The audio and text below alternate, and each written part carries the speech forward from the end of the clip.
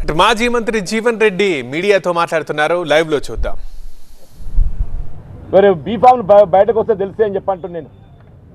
వాడు జీవితంలో కాంగ్రెస్ పార్టీ జెండా పట్టుకోవడం కూడా ఏదైతే మరి బీఫామ్ అయ్యా, వాడు జీవితంలో కాంగ్రెస్ పాప పెనసారి అయితే ఇంట్లో కూర్చొని తీసుకొచ్చారు దరికి రాబోయి.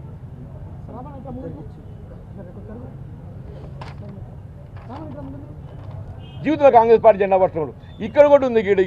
ఏదో నవీన్ ఏదో ఉన్న పేరు, పిల్లోడి పేరు నాకు తెలియదు, నవీన్. వాడు జీవితంలో కాంగ్రెస్ పార్టీ నేను అట్లా ఒక 20 పేర్లు చెప్తానంటున్నా. వాళ్ళు 30-20 అంటున్నది ఏమంటున్నా ఏందో నాకు తెలియదు. కానీ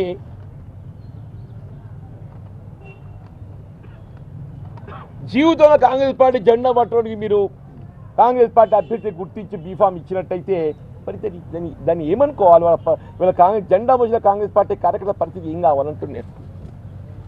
జెండా మోసిన కాంగ్రెస్ పార్టీ కార్యకర్తల పరిస్థితి ఏం కావాలంటున్నాను.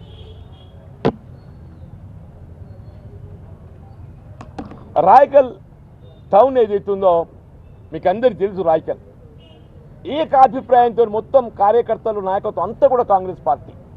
అలా టౌన్ కాంగ్రెస్ ప్రెసిడెంట్ మేకల రమేష్ అని చెప్పాను. పాప టౌన్ కాంగ్రెస్ ప్రెసిడెంట్ మేకల రమేష్ అని చెప్పాను.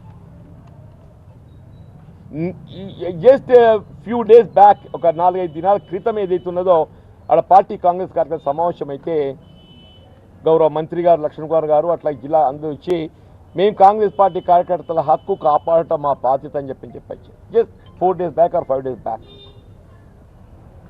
12 ఉంటే 12 6-7 పార్టీకి సంబంధించిన బీఆర్ఎస్ దిగిపోయిన మున్సిపల్ చైర్పర్సన్, అన్న కొడుకు, ఎవరెవరో తెలియదు అని చెప్పి అంటున్నా.